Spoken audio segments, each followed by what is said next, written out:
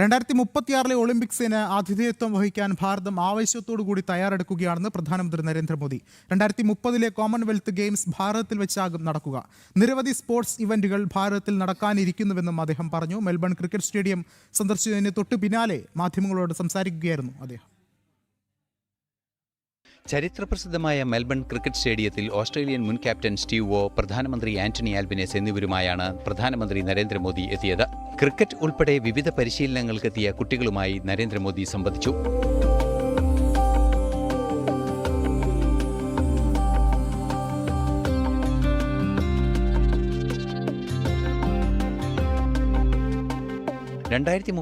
ഒളിമ്പിക്സിന് ആതിഥ്യമരുളാൻ ഭാരതം ആവേശത്തോടെ തയ്യാറെടുക്കുകയാണെന്ന് പ്രധാനമന്ത്രി നരേന്ദ്രമോദി പറഞ്ഞു. 2030 കോമൺവെൽത്ത് ഗെയിംസ് ഭാരതത്തിലാണ് നടക്കുക. നിരവധി സ്പോർട്സ് ഇവന്റുകൾ ഭാരതത്തിൽ നടക്കാനിരിക്കുന്നുവെന്നും അദ്ദേഹം അറിയിച്ചു.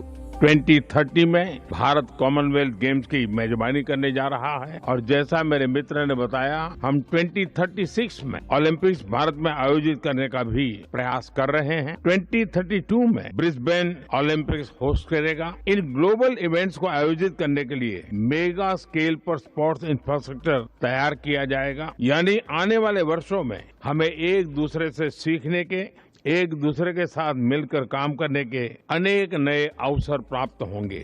ഓസ്ട്രേലിയൻ പ്രധാനമന്ത്രി ആന്റണി ആൽബനീസ് പ്രധാനമന്ത്രി നരേന്ദ്രമോദിക്ക് ക്രിക്കറ്റ് ബാറ്റ് സമ്മാനിച്ചു. ഇന്ത്യ ഓസ്ട്രേലിയ സ്പോർട്സ് സഹകരണ റോഡ് മാപ്പിന് തുടക്കമായതായും ആന്റണി ആൽബനീസ് അറിയിച്ചു. And with India hosting the 2030 Commonwealth Games, Australia hosting the 2032 Olympics, and India bidding for the 2036 Olympics, which I'm certain Australia will support, there is a decade of opportunity ahead of us for more friendly rivalry, serious contests, and increased cooperation right across the board. Sports രംഗത്തെ ഓസ്ട്രേലിയയുടെ പ്രാഗൽഭ്യം ഭാരതവുമായുള്ള സഹകരണത്തിൽ നിർണായകമായി മാറുമെന്നാണ് വിലയിരുത്തപ്പെടുന്നത്. International desk, ജനം.